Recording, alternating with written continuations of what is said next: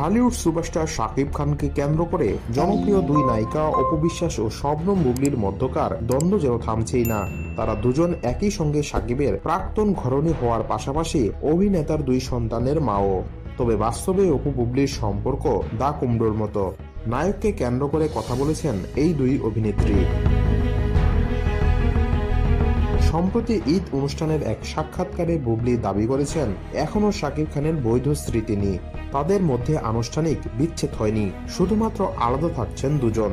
সাক্ষাৎকারটিতে বুবলি জানান, বীরকে নিয়ে একবার শাকিবের বাসায় গেলে সে সময় অভিনেতার বাসায় অপু জয়ের সঙ্গে দেখা হয় তাদের।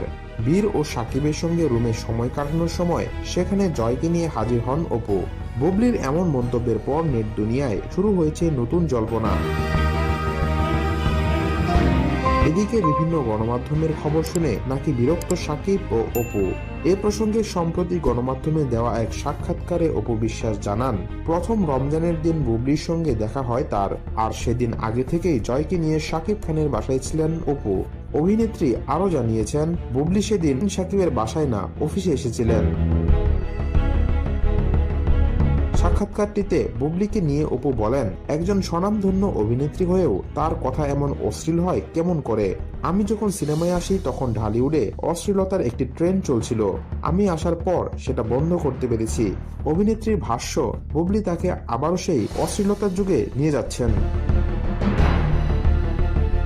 অপু বুবলির নানা দ্বন্দ্বের মাঝে সম্প্রতি খবর এলো তাদের সাবেক স্বামী শাকিব খান ফের বিয়ের সিদ্ধান্ত নিয়েছেন। আর বিয়ের এই সিদ্ধান্ত নেওয়ার জন্য পরোক্ষভাবে বুবলিকে দায়ী করছেন ঢালিউড কুইন অপু বিশ্বাস।